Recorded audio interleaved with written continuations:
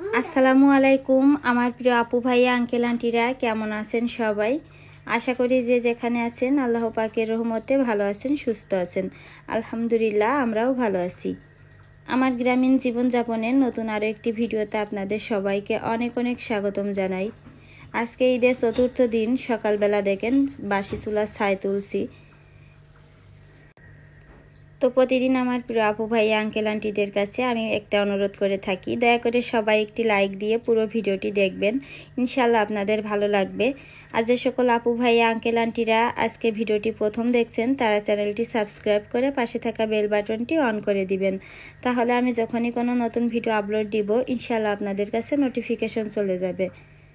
তো দেখেন ছাইগুলো তো তুলছি, আর এই ছাই তুলতে গেলে পুরো একদম গাটা ছাইয়ে মানে ভরে যায় আর কি। তো পরে আর কি ঝাড়া দিলে হয়ে যায়। ছাইগুলো এই যে দেখেন আমাদের বালুর গাদার ওই পাশে ময়লা ফেলা জায়গা, ওখানে ফেলে দিই আমরা।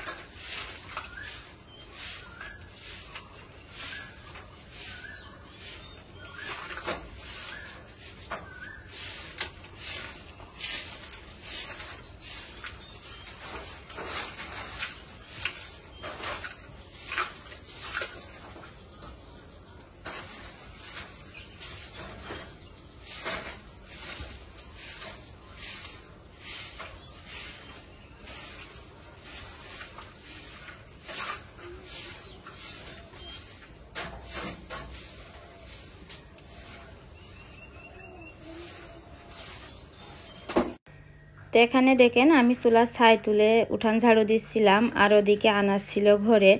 তো রাফির আব্বু এই যে দেখেন এক ঝুড়ি এখানে দোকানের খাবার আছে বিভিন্ন রকমের। তো আর রাফি তো এখন বাড়িতে নাই, আনাজ একা, আর সাথে এক বোতল পানিও আছে। তো যাই হোক, ও এই এক ঝুড়ি খাবার পেয়ে এত খুশি হয়েছে ঘুম থেকে উঠে।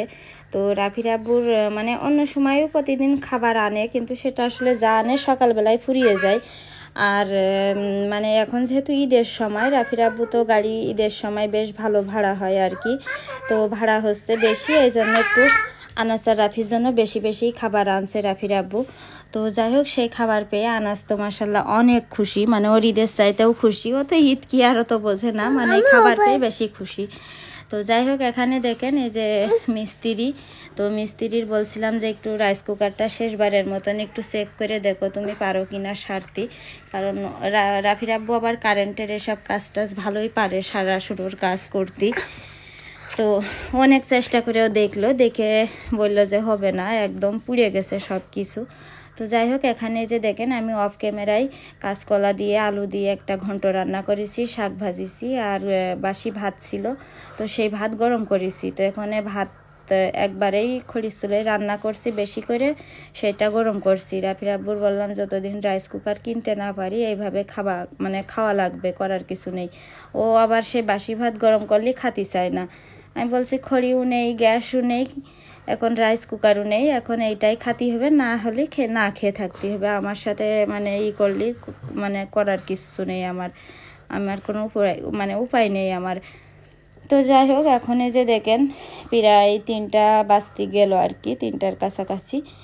তো আনাস এখানে ঘুমাচ্ছে।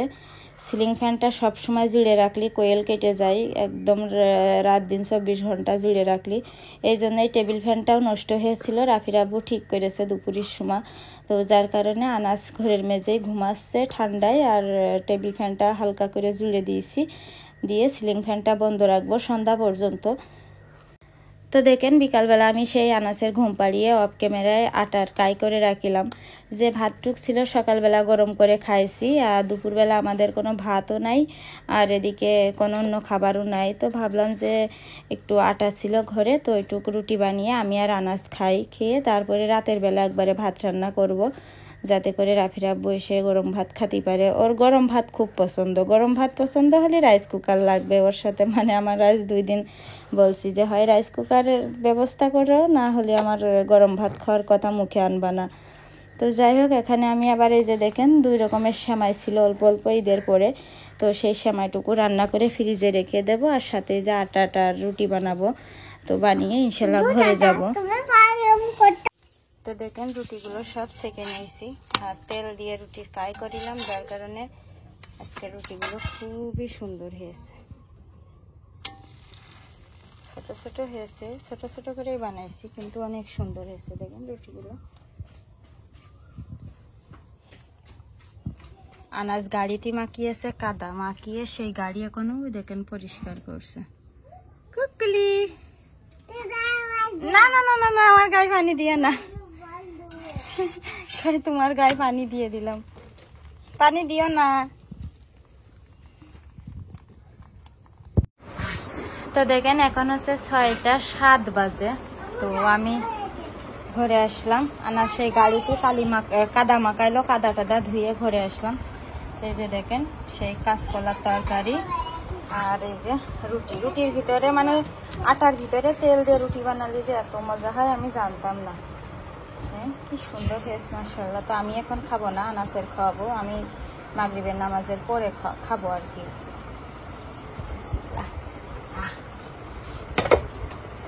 আব্বু আমার নেংটু বাবা কাপড় গায়ে দেয় না, কাপড় দেওয়ার কথা বললি কয় যে আমি এই বাড়িতে চলে যাবো।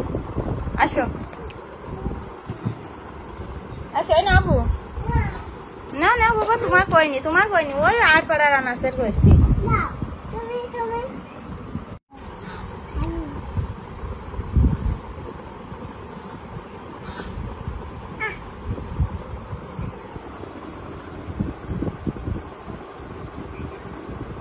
বিসমিল্লাহ বলাছো।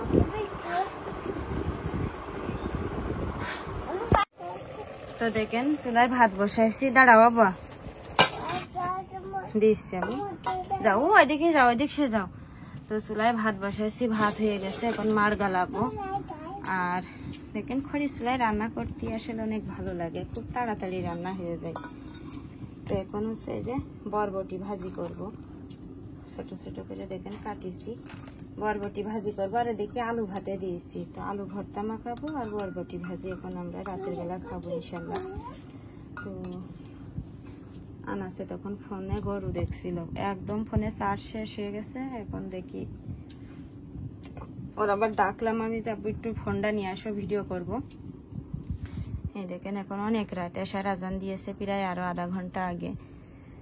আমার মুরগিগুলো দেখেন ঘরের ভিতরে।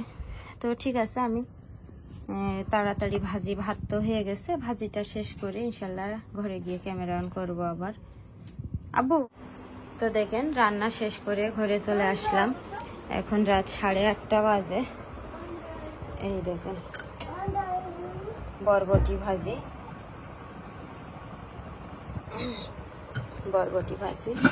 এই যে আলু ভর্তা, ভাতের ভিতরে আলু সেদ্ধ দিয়েছি। আর দেখেন সেমাই ঠান্ডা হয়ে গেছে, রাতে ঘুমানোর আগে ফ্রিজে রাখবো। রাফির আব্বু এসে আবার খাবে না, গাড়ি নিয়ে আসে ভাত খাওয়ার পরে। হ্যাঁ বাবা, হ্যাঁ গাড়ি নিয়ে আসে ভাত খাওয়ার পরে আর কি, ও মিষ্টি খাই সময়। ঠিক আছে, তো এখন আমি আনাসের খাওয়াবো, খাওয়াইয়ে ঘুম পাড়াইয়ে তারপরে কোনো আমার অনেক কাজ বাকি সামনে। তো ঠিক আছে, আজকের মতন ভিডিওটা এখানে শেষ করে দিচ্ছি। তো সারাদিন আমার ভিডিওটা ধৈর্য সহকারে দেখার জন্য সবাইকে অনেক অনেক ধন্যবাদ জানাই। আর সবার জন্য অনেক অনেক দোয়া রইল আমার অন্তরস্থল থেকে। তো সবাই ভালো থাকবেন, আমাদের জন্য দোয়া করবেন। আর আজকে এখানে বিদায় নিচ্ছি। আল্লাহ হাফেজ। আসসালামু আলাইকুম। আবু তুমি বলো তো ঈদ মুবারক। বলবা না? না না না, পানি খেলায় না, তোমার বলতে বলিনি ঈদ মুবারক আমি।